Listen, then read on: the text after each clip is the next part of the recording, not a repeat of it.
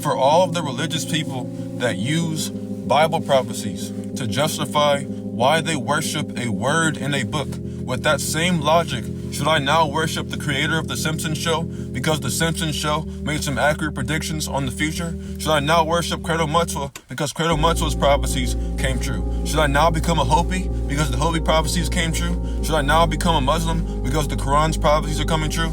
Should I now worship the Hindu deities because the Hindu prophecies are coming true? Should I worship the weatherman because the weatherman can accurately predict the future of Earth's weather?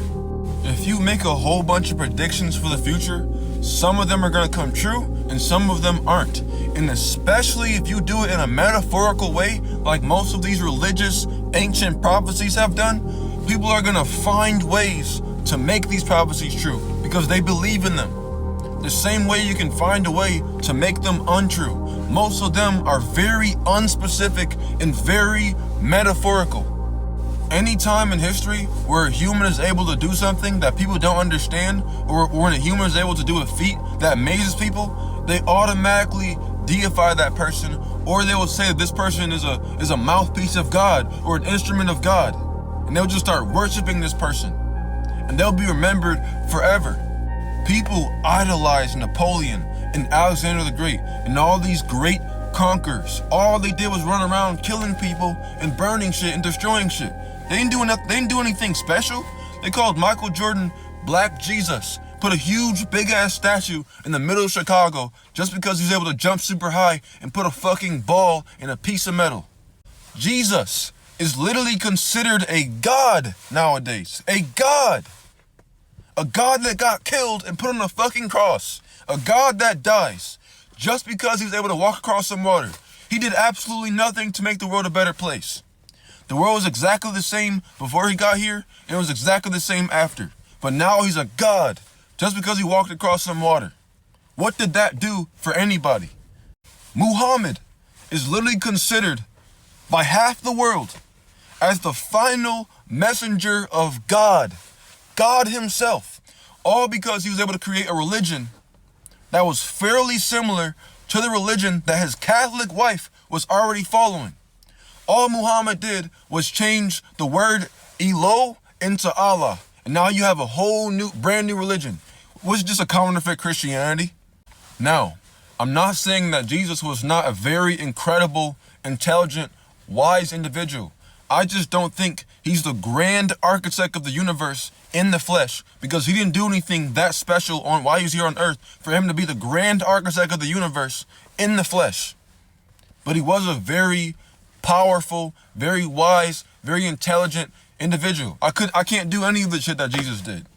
I'm also not saying that Muhammad was not a very incredible individual. I can't do half the shit he did.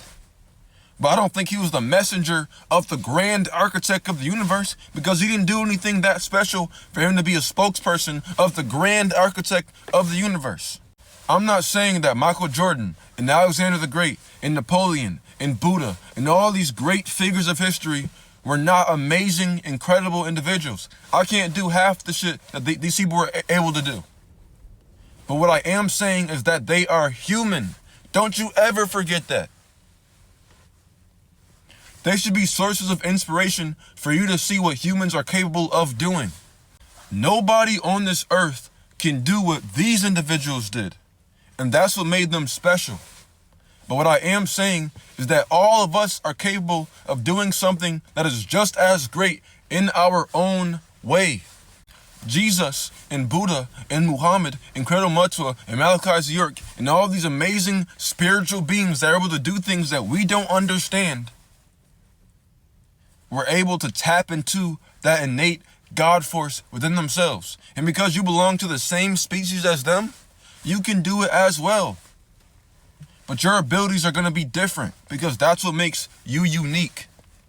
Every single last one of us are instruments of the divine.